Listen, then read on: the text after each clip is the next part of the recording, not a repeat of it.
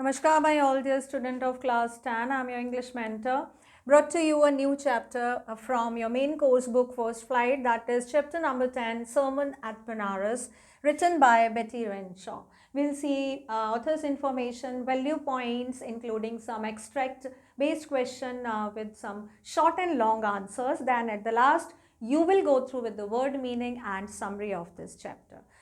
So first, let's see the literal meaning of this chapter, sermon. Sermon, we can say the religious speech, जिसको हम बोलते हैं ना कि कथावाचन हो रहा है, कोई गुरु आए हैं, उसका कथावाचन जो आप बोलते हो, तो that is the mean of sermon. ठीक है, तो हम बोल सकते हैं इसको रिलीजियस स्पीच, यानी कि जो भगवान से रिलेटेड होती है या जो स्पिरिचुअल वर्ड से रिलेटेड होती है, दूसरों के हित के लिए होती है, that is called speech, that is sermon. Banaras जगह का नाम है, हम सभी जानते हैं.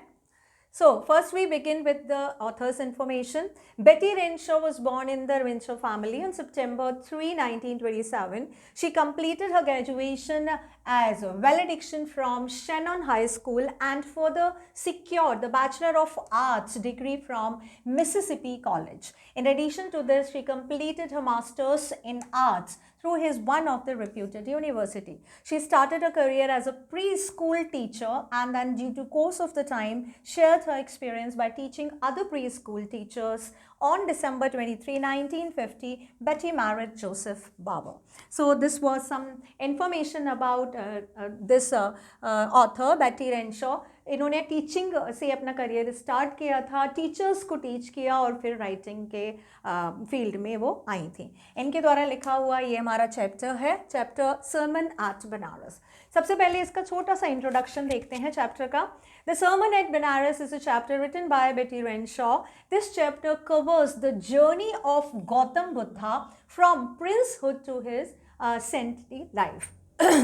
After seeing the sufferings of the world, he decided to give up all worldly pleasures and seek enlightenment. He finally attained salvation under a tree at Bodh Gaya. His first sermon was delivered at Banaras near the bank of Ganga. Kisa Gautami was the first one to receive the sermon.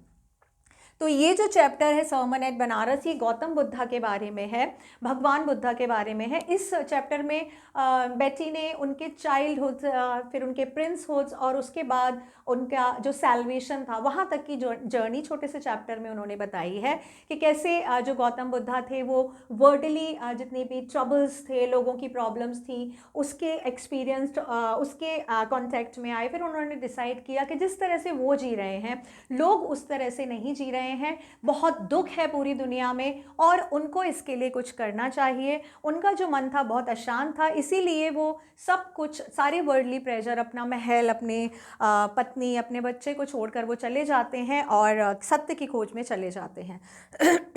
उसके बाद उनको finally salvation attain होता है, enlightenment आप बोल सकते हो, the life, the truth of the life to know. ठीक है, मतलब लर्नड आप बोल सकते हो. लर्नड का मतलब क्या हुआ? The person who has learned about the truth of the life. क्या चीज़ आपको पता चल जाती है? ट्रूथ ऑफ द लाइफ, कि अगर आप यहाँ पे हो तो उसका जो ट्रूथ है उसका सच क्या है. सच क्या है कि death is the truth of the life, sufferings are the part of the life. ये सारी चीज़ें हैं जिनको हम अपनी ज़िंदगी से, कोई भी अपनी ज़िंदगी से अलग नहीं कर सकता.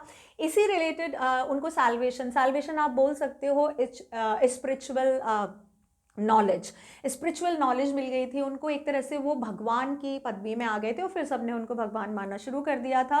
एंड जो सबसे पहली उनकी डिवोटी थी वो थी Kisa Gotami. One of the little small incident, एक छोटी सी स्टोरी भी है इसमें, स्टोरी के अंदर एक छोटी सी स्टोरी है. उन्होंने उनका प्रवचन जो है, उनकी स्पीच है, वो सबसे पहले सुनी थी. तो चलो पॉइंट में स्टार्ट करते हैं हमारा ये चैप्टर. सबसे पहले अबाउट द कैरेक्टर सबसे पहले हैं Buddha. Gautam Buddha is the founder of the Buddhist religion. Buddhist religion के फाउंडर कौन थे? Gautam Buddha. He was a spiritual teacher who had gained enlightenment after seeing the world's pain and greed. उनको एनलाइटमेंट मिला था, उनको लाइफ की सच्चाई के बारे में पता चला था, जो उन्होंने अपने power of the spiritual meditation से हासिल किया था. और वो उसको उस किस चीज़ से वो उनको इंस्पायर हुए थे, जो पूरे वर्ल्ड में जो पेन, ग्रीड, इस तरह की जो नेगेटिव चीज़ें उन्होंने देखी थी, उससे इंस्पायर होकर वो एनलाइटमेंट की तरफ गए थे। नेक्स्ट है इस चैप्टर का कीसा गौतमी। जो इस चैप्टर के कैरेक्टर्स हैं वही बताए जा रहे हैं, गौतम बुद्धा की लाइफ के जो कैरेक्टर्स हैं वो इसमें चैप्टर में नहीं बताए जा रहे हैं। कीसा गौतमी, ये नेक्स्ट है। She was a young mother whose only son had died. She was a loving and caring mother, but at the same time she became selfish and wanted to get her son back after death. So Kisa Gotami एक character है जो मैंने बताया, छोटी सी story के अंदर story है, तो एक स्टोरी है कीसा गौतमी की। उसका छोटा सा बच्चा होता है जिसकी डेथ हो जाती है, बट वो थोड़ी सी सेल्फिश बन जाती है, वो चाहती है कि मेरा बेटा जो है वो वापस आ जाए, जिंदा हो जाए। लेकिन जब वो गौतम बुद्धा के पास जाती है तब उसको क्या पता चलता है, गौतम बुद्धा कैसे उसका view towards the life change करते हैं, वही इस चैप्टर में बताया गया है। नेक्स्ट आता है बुद्धा एज अ प्रिंस। कहाँ से चैप्टर स्टार्ट होता है, ये है हमारा number 1 point, Buddha as a prince. यहाँ पे प्रिंस से स्टार्ट किया गया है, जब बुद्धा प्रिंस थे। Gautam Buddha was born as a prince named Siddhartha Gautam in northern India. At 12, at the age of 12, he was sent for schooling in Hindu sacred scriptures. 4 years later, he returned home and got married to a princess. They had a son and they lived a royal life for 10 years.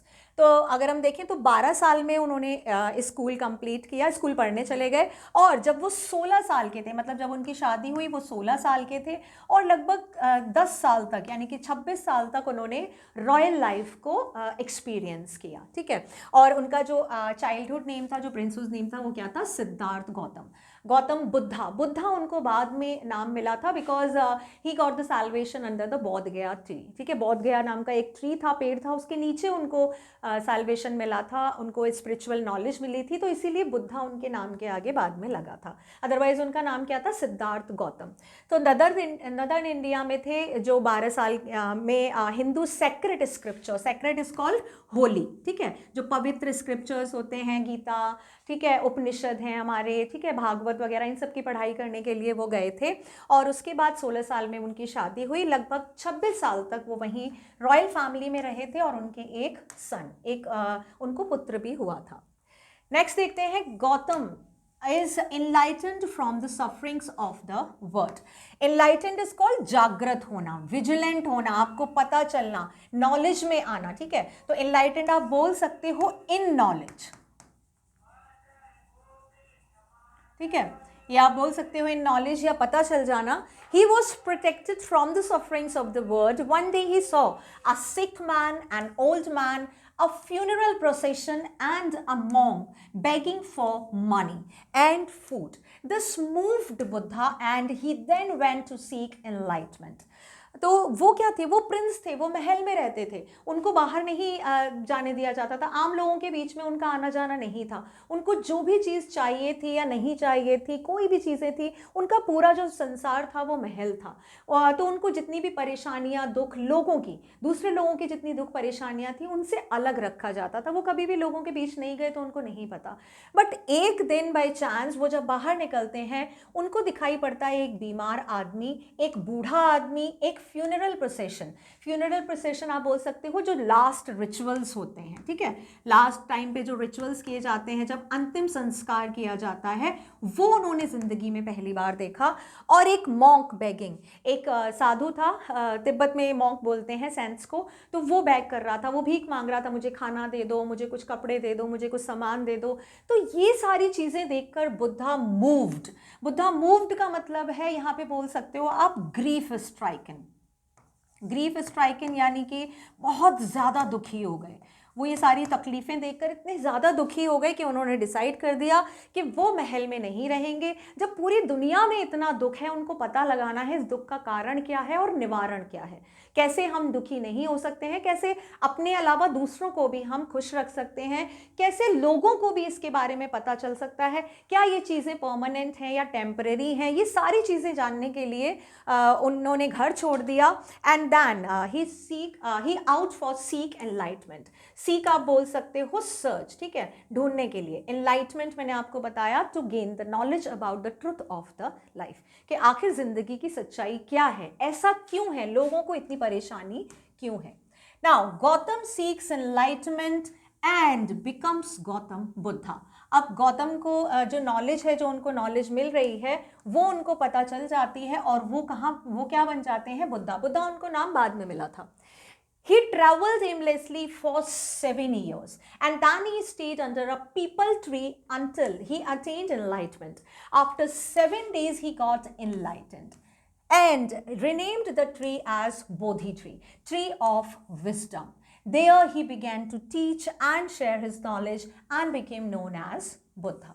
अब यहाँ पे बताया गया है कि जब वो घर से बाहर निकल जाते हैं, इधर उधर भटकते रहते हैं एमलेसली, मतलब उनको नहीं पता था कि उनको कहाँ जाना है, क्या करना है, कोई पर्पज़ नहीं था, बस वो सिर्फ घूम गए थे क्योंकि उन्होंने डिसाइड कर लिया था मुझे अब घर में, यहाँ महल में नहीं रहना है। वो अपनी पत्नी को छोड़कर, अपने पुत्र को छोड़कर, सब पूरा महल, सारी सुविधाएं, माँ बाप सबको छोड़कर चले जाते हैं कि मैं अब यहाँ वापस नहीं आऊँगा, मैं लोगों का परेशानी, दुख, लोग इतनी परेशानी में है, मैं यहाँ पर ऐसे नहीं रह सकता। जब वो चले जाते हैं उसके बाद लगभग 7 साल तक वो घूमते रहते हैं। अभी वो कितने साल के थे? 26 साल में बाहर निकले थे, तो आफ्टर 7 ईयर्स, 7 ईयर्स अगर हम जोड़ देंगे तो इसमें वो कितने साल के हो गए हैं? अब 33 ईयर्स के वो हो गए हैं। 33 ईयर्स के बाद उनको कहाँ बैठते हैं? वो एक पीपल के ट्री के नीचे बैठते हैं। कौन सा ट्री था वो? पीपल ट्री था जहाँ पर बैठे थे। और उसके बाद 7 डेज के बाद, यानी कि इसमें अगर आप 7 डेज और जोड़ दो तो 33 ईयर्स 7 डेज, इसके बाद उनको ज्ञान की प्राप्ति होती है। उनको क्या मिलता है? इनलाइटेंड हो जाते हैं, उनको ज्ञान मिल जाता है। देखो, जब इनलाइटेंड का मतलब ऐसा नहीं कि कोई चीज़ आपको मिल गई, कोई डिग्री मिल गई या सर्टिफिकेट मिल गया, ऐसा नहीं है। ज्ञान का मतलब ये है कि आप जो वर्डली प्लेजर है, पेन है, इस सबसे बिल्कुल अलग हो जाते हो। यानी कि you are indifferent to any kind of happiness, any kind of pain, you are not feeling, you are left with no feeling. आपको किसी जो चीज़ों से लोगों को खुशी होती है, आपको कोई खुशी नहीं होती, मतलब आप न्यूट्रल हो जाते हो। एक तरह से आप ये समझ सकते हो, बहुत ज़्यादा दुख है तो आप बहुत ज़्यादा रो रहे हो, परेशान हो रहे हो, वो दुख को आप अपने कैरी करके चल रहे हो, वो सारी चीज़ें बिल्कुल ख़त्म हो जाती हैं। आप पे कोई भी चीज़ का कुछ भी असर ख़त्म होना बंद हो जाता है। क्यों? क्योंकि आपको इन सब के पीछे की सच्चाई पता चल जाती है। एनलाइटेंड आप बोल सकते हो और सिंपल वर्ड में कि आपको पता चल जाता है कि ये जो खुशी है ये टेम्पररी है, ये आज है, कल नहीं होगी। ये जो दुख है ये भी टेम्पररी है, ये आज है, ये कल नहीं होगा। सच्चाई क्या है? सच्चाई है सिर्फ डेथ, यानी कि हर आदमी को, हर इंसान को एक ना एक दिन जाना है। इस वर्ल्ड में जितने भी प्लेजर्स हैं, जितनी भी वर्ल्डली थिंग्स हैं, उसमें आप जितना ज़्यादा अंदर जाओगे उतना ज़्यादा आपको दुख मिलेगा। ठीक है, अपने जितनी चीज़ों को आप ज़्यादा परसीव करोगे उतना ज़्यादा दुख मिलेगा। जब आप इन सब चीज़ों से ऊपर उठ जाते हो, ये खुशी, ये दुख, ये सारी इंजॉयमेंट, जितनी भी चीज़ें, जब आप इनसे ऊपर उठ जाते हो, यहाँ पे क्या है? यहाँ पे एक लेवल है जो है नॉलेज का, ज्ञान मिल जाता है आपको। आप पे इन सब चीज़ों का कोई असर नहीं होता, लोगों से आप ऊंचे उठ जाते हो। वही यहाँ पर हुआ था, उनको एक तरह से ज्ञान की प्राप्ति हो गई थी। और जो वो ट्री था वो उसके नीचे बैठे थे, इसीलिए उसको बोधि ट्री बोले जाने लगा। जितने भी लोग थे वहाँ पे आसपास जो देखते थे कि हाँ ये यहाँ पर बैठे भूखे प्यासे, कुछ भी खाते नहीं थे, मतलब there is a power in him. ठीक है, ये भी तो होना चाहिए।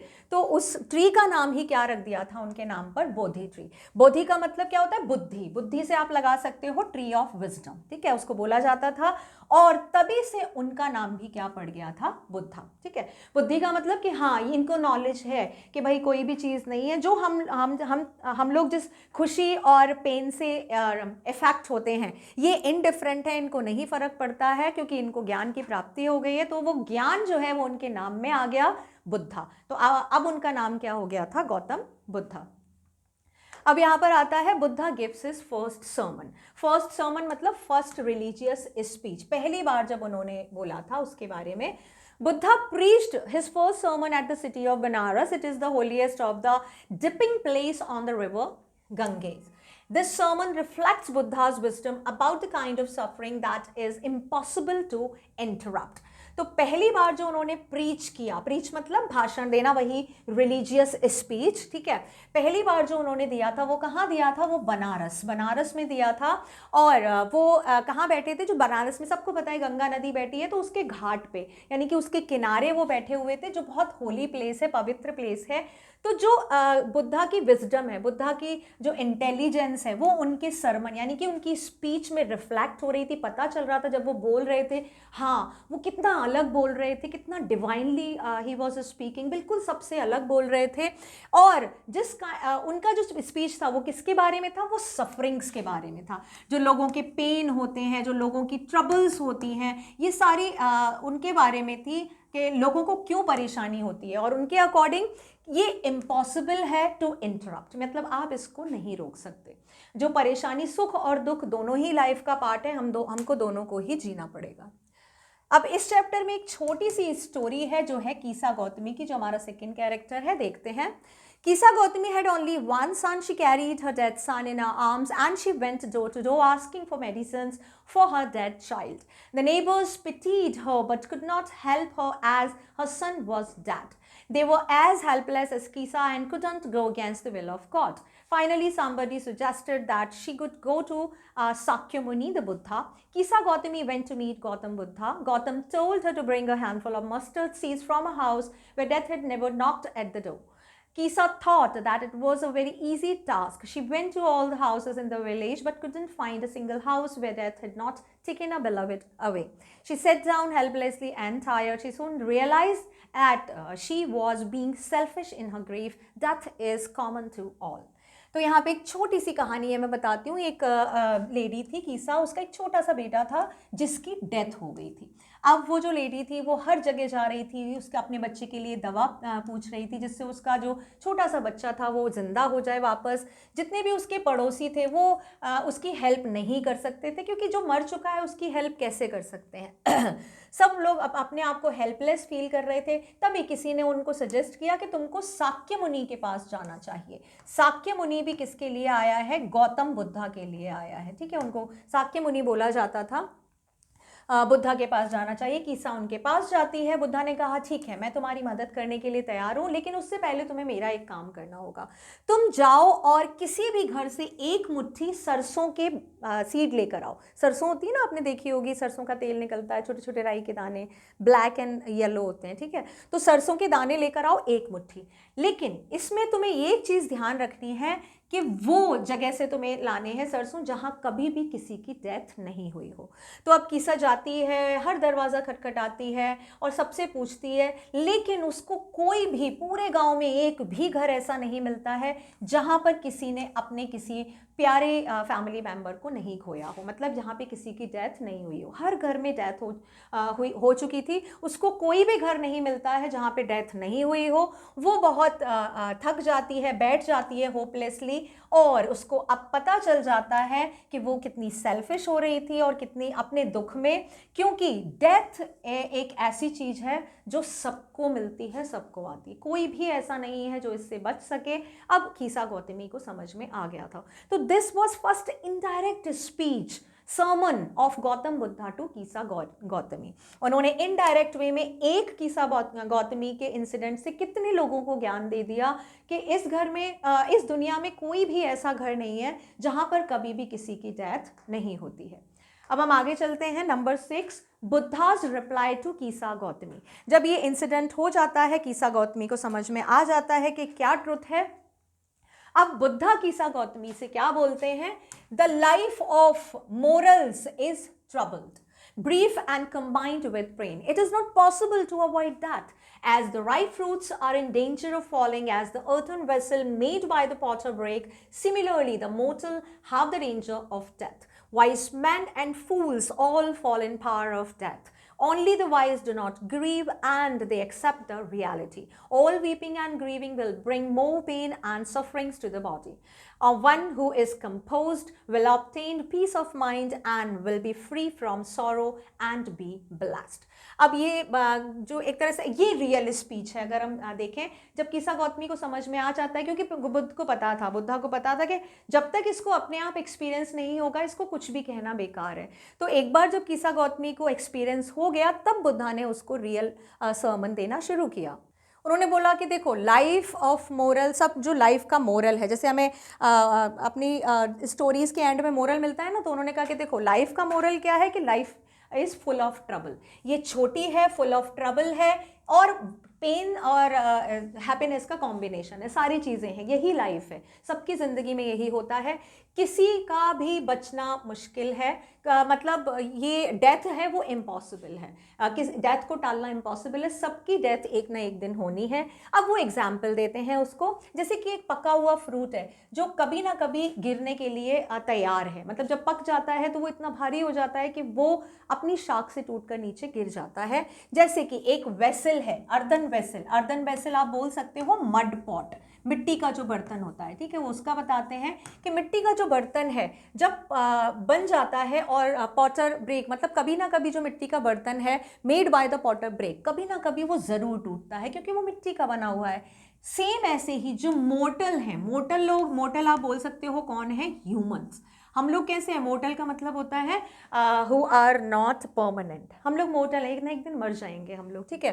Then have the danger of death, हम सभी को ही मरना है एक दिन। जो वाइस मैन है, जो बुद्धिमान लोग हैं, और जो फूल हैं, दोनों ही हैं, सब हैं, वो सब डेथ के अंदर हैं, मतलब सबको ही एक ना एक दिन इस दुनिया से जाना है। लेकिन यहाँ पर क्या है, जो वाइस हैं, जो इंटेलिजेंट लोग हैं, वो कभी भी ग्रीव नहीं करते हैं। ग्रीव का मतलब कभी भी वो दुख नहीं करते हैं, सौरो नहीं शो करते हैं किसी से बिछड़ने का, और वो इस चीज़ को एक्सेप्ट करते हैं एज अ रियलिटी। उनको पता है कि डेथ इज़ अ रियलिटी, तो वो उसको एक्सेप्ट करते हैं। जितना ज़्यादा रोओगे, जितना ज़्यादा दुख बनाओगे, उससे आपको बहुत ज़्यादा पेन और सफरिंग ही होगा, आपको भी, आपकी बॉडी को भी झेलना पड़ेगा, आपके साथ के जो लोग हैं उनको भी। One who is composed, composed का मतलब होता है काम, शांत, पीसफुल, जो काम है, ठीक है, जो काम है, बहुत शांतफुल, पीसफुल है, शांत है, वो आगे बढ़ता है और उसको क्या मिलती है, शांति मिलती है। किसकी, मन की शांति मिलती है, हृदय की शांति मिलती है, किससे, सौरों से शांति मिलती है, और वो हमेशा ब्लेस्ड रहता है। ब्लेस्ड का मतलब ये नहीं कि वो बहुत ज़्यादा खुश रहता है, जैसे हम लोगों को नहीं पता, हम लोग हमेशा डरते हैं कि अरे ये हो गया, तो मरने का डर सबको लगा रहता है, लेकिन आपको पता है कि भाई एक ना एक दिन तो मरना ही है। तो रोज रोज रोज रोज मरने से अच्छा है कि you accept this reality, death is sure, that will come to everyone. और इसके चक्कर में जो हम अपना आज है वो नहीं बिगाड़ें, मतलब इसको रियलिटी को एक्सेप्ट करें, और इसमें ज़्यादा दुखी होने की बजाय इसको एक लॉ ऑफ नेचर मानकर चलना चाहिए। तो यहाँ पे हमारा चैप्टर एंड होता है। जो उन्होंने सरमन दिया था कीसा गौतमी को फर्स्ट, उसके बाद उन्होंने बहुत सारे सरमन दिए, and then he attain the position of a lord. This lesson is about the life of Gautam Buddha, who was born in a royal family as Siddhartha. Some quick highlights of this chapter. He was sent to study Hindu scriptures and later married a princess. Hindu scripture पढ़े उन्होंने, princess से शादी हो गई। Once he saw a sick man, old man, funeral procession and begging for money among these sights moved him, and he went in search of enlightenment. He started meditating under a peepal tree and got enlightenment after 7 days and became known as Buddha.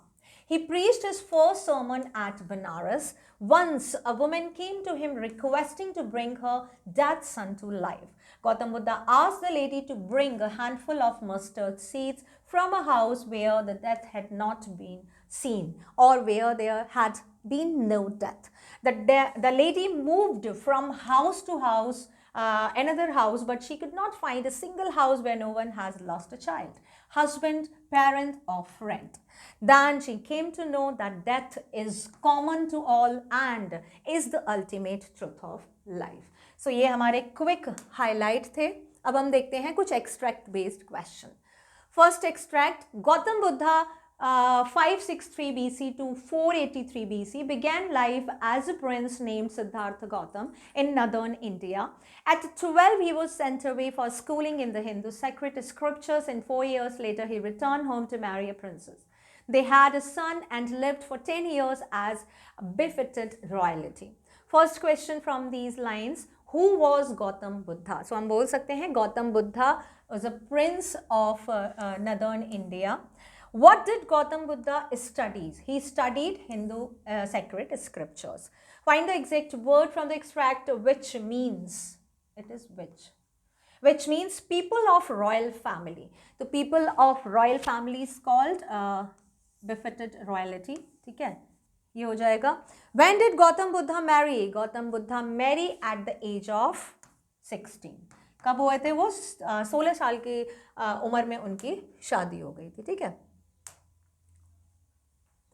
Short answer देखो. Why did Prince Siddhartha leave the place and become a beggar? Once Prince Siddhartha, while hunting, saw a sick man, an aged man, then a funeral procession, and finally a monk begging for alms. Looking at this, he left the palace and became a beggar to search for enlightenment. तो एक दिन वो कहाँ जा रहे थे? Siddhartha hunting, शिकार पर निकले. तब उन्होंने एक बीमार आदमी देखा, एक बूढ़ा आदमी देखा, एक फ्यूनरल प्रोसेशन देखा, एक मरते हुए को जलते हुए देखा, अंतिम संस्कार देखा, और एक जो साधु था वो भीख मांग रहा था. Elm is called bag. ठीक है, बैग करना या जो भिक्षा आप बोल सकते हो वो मांग रहा था. It's a noun. ठीक है, इट्स अ वर्ब. ये सारी चीज़ें देखकर उन्होंने अपना महल छोड़ दिया और एक वो बैगर बन गए. बैगर इसको जब वो छोड़ देंगे, कोई काम नहीं करेंगे, तो लोगों से मांग कर वो खाते थे, तो वो एक तरह से बैगर बन गए थे. और वो कहाँ पे चले गए थे? सत्य की खोज में वो चले गए थे. How did Kisa Gautami realize that life and death is a process? Kisa Gautami went from house to house but was unable to find one house where nobody had died. She was tired and hopeless and sat down at the wayside watching the lights of the city as they flickered up and were extinguished again. She realized then, similar to the city lights, human lights also flicker up for some time and are extinguished again. तो कीसा गौतमी को कोई भी ऐसा घर नहीं मिल रहा था जहाँ कोई डेथ नहीं हुई हो. वो बिल्कुल थक कर और होपलेस बैठ जाती है एक साइड में, रोड के साइड में बैठ जाती है. तभी उसको दिखाई देता है शहर की तरफ से जो लाइट आ रही थी वो फ्लिकर हो रही थी. फ्लिकर इज कॉल्ड, आ रही थी जा रही थी, आ रही थी जा रही थी, इस तरह से हो रहा था. और अचानक से वो एक्सटिंग्विश्ड इज कॉल्ड, बुझ जाती है, खत्म हो जाती है. आप बोल सकते हो फिनिश हो जाती है. ठीक है, वो लाइट जो थी वो आनी बिल्कुल बंद हो गई. तभी उसको लगा कि हमारी जो लाइफ है वो भी इसी की तरह, सिटी लाइट्स की तरह है, वो फ्लिकर करती है. मतलब हम लोगों को कितनी ट्रबल और डिफ़िकल्टीज आती हैं, ऐसा लगता है कि अब हमारा जो ज़िंदगी से होप है वो ख़त्म होने वाला है. बट एट द एंड क्या होता है? वो फिर से आ जाता है, थोड़ा स्पिरिट हम लाते हैं, फिर से हमने ज़िंदगी जीनी शुरू की. बट एट द एंड क्या होता है? जो हमारी लाइफ है वो बुझ जाती है, ख़त्म हो जाती है. तो ये एक बहुत बड़ा सच है और कीसा गौतमी को समझ में आ गया था. What did the Buddha do after he had attained enlightenment? When Buddha attained enlightenment, he started preaching and telling people about life and its meaning. He spread his preaching far and wide so that the people would, मैं लिख देती हूँ, ये रह गया है, would be aware about the truth of life, the real truth of life. ठीक है, तो उन्होंने जब घर छोड़ा, क्यों छोड़ा? Attain enlightenment. Attain is called obtained, पाने के लिए. ठीक है, उन्होंने कहा कि भाई मुझे तो ढूंढना है, सच के बारे में पता लगाना है. तो उन्होंने क्या किया? प्रीचिंग स्टार्ट कर दिया. Preaching is called again speech. Okay, giving religious speech. Speech देना, भाषण देना, प्रवचन करना, वो उन्होंने स्टार्ट कर दिया. उन्होंने लोगों को बताया कि लाइफ का सही मीनिंग क्या है. और ये प्रीचिंग धीरे धीरे धीरे धीरे उन्होंने स्प्रेड की और इसीलिए वाइड, मतलब ज़्यादा से ज़्यादा लोगों को ये प्रीचिंग पहुंचाई, जिससे कि लोगों को समझ में आए, वो अवेयर हों कि भाई रियल ट्रुथ है जो लाइफ का क्या है. एक दिन सबको मरना है, जो पेन और हैप्पीनेस है वो टेम्पररी है, इसके लिए किसी को भी ग्रीफ नहीं करना चाहिए. Personal losses are a part of parcel of the life. Instead of wailing on them, we should move on in life. This message of Gautam Buddha has become more relevant in modern times. Do you agree? Why or why not? Now these are value based question, मतलब ये text से नहीं है, ये आपकी understanding of the text है. ऐसे questions आते हैं और लॉन्ग क्वेश्चन फॉर्म में ही आते हैं, ठीक है, तो आपको आना चाहिए. इसमें बताया गया है कि जो पर्सनल लूज से जो हम लोग लूज करते हैं चीज़ें, वो हमारे पार्ट एंड पार्सल इसको इम्पॉर्टेंट है, मतलब ये आप इनको अलग नहीं कर सकते हो, इनसेपरेबल है ये सारी चीज़ें. और इसके लिए रोना, वेलिंग इज कॉल्ड क्राइंग, इन सारी चीज़ों के लिए रोना बिल्कुल बेसलेस है, नहीं रोना चाहिए. तो ये सारी चीज़ें आप इस मॉडर्न वर्ल्ड में इस चीज़ से अग्री करते हो या नहीं, वो स्पिरिचुअल वर्ड, एंटरटेनमेंट, ये सारी चीज़ों से अग्री करते हो या नहीं? Yes, I agree with the message that Gautam Buddha has given about life. In the modern times, people have a lot to explore and move with the words at the same pace. If people don't understand the practicality of life, they will be under stress, which would in turn affect their personal and professional lives. People need to understand that everyone who is born will have to die one day. There is no use being sad or crying over the loss. People should remain calm and composed in such situation. They should face the truth and move on in life. Yes, ये जो भी गौतम बुद्धा ने कहा है वो बिल्कुल सही है. जो भी उन्होंने प्रीचिंग दी लाइफ के बारे में, बहुत सारी चीज़ें हैं जो आप पता लगा सकते हो, आगे बढ़ सकते हो. बट ये जो प्रैक्टिकलिटी है, इसमें कोई भी थ्योरी आप कुछ भी नहीं दे सकते. वो है जो लाइफ की प्रैक्टिकलिटी है, क्या है कि भाई एक ना एक दिन हमको हम सबको यहाँ से जाना है. जितना भी आप अंडर स्ट्रेस रहोगे उतना उससे ज़्यादा इफेक्ट होगे, उससे आपकी पर्सनल लाइफ, प्रोफेशनल लाइफ, सब कुछ इफेक्ट होता है. लोगों को क्या समझने की ज़रूरत है कि भाई जिसका जन्म हुआ है उसकी डेथ निश्चित है. इसके लिए दुखी होने की और रोने की ज़रूरत नहीं है अगर आपने कुछ खो दिया है. यहाँ पर लॉस का मतलब क्या है? डेड, ठीक है, death of your loved ones. जितने भी आपके बिलविड होते हैं उन लोगों की कि रोते हैं, या बिलविड, या लूजिंग योर थिंग्स, ठीक है, प्रॉपर्टी चली गई, धन चला गया, ये सारी चीज़ें, इन सब के हर तरह के लॉस के बारे में उन्होंने बोला है. इस टाइम पे भी हमको बिल्कुल शांत रहना चाहिए ऐसी सिचुएशन में, क्योंकि ये सारा सच्चाई है और इस सच्चाई को हमको मानते हुए ज़िंदगी में आगे बढ़ना चाहिए.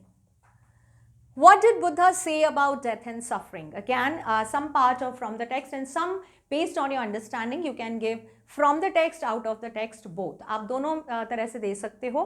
After enlightenment, Buddha started to spread his teaching about life, truth and the likes of it. He told that death and sufferings are the part and parcel of life. No one can avoid this truth. One has to meet one's destined end one day. Whoever has come to the world will die one day. In the hour of grief, one must remain calm and composed so that grief doesn't overcome one. People who are wise never complain and lament over their loss. They accept the truth and be blessed with it. So the wisdom lies in the fact that people should not get distressed with pain, suffering and death. तो जब after enlightenment, जब बुद्धा को ज्ञान मिल गया था, उन्होंने अपनी teachings लोगों को देना शुरू किया, लाइफ के बारे में, ट्रुथ के बारे में, उनकी पसंद के बारे में. उन्होंने बताया कि भाई जो डेथ और सफरिंग है ये बहुत इंपॉर्टेंट है, इनसेपरेट है, आप अपनी लाइफ से इनको अलग नहीं कर सकते हो. ये जो ट्रुथ है, मतलब इस ट्रुथ को आप अवॉइड नहीं कर सकते हो. ये सबकी डेस्टीन है. डेस्टीन इज कॉल्ड लक है. आपका ये फॉर्चून है, लक है कि सबको एक ना एक दिन यहाँ से जाना ही है. जो भी इस वर्ड में आया है एक दिन वो जाएगा. जो आर ऑफ ग्रीफ है, जो दुख के पल हैं, दुख की जो सिचुएशन है, उसमें हमको शांत रहना चाहिए जिससे कि और ज़्यादा दुख ना हो और जो दूसरों का दुख है वो कम हो सके. ओवरकम आप बोल सकते हो टू रिमूव, ठीक है. दूसरों के दुख को आप ज़्यादा ना बढ़ाओ, उसको कम करो.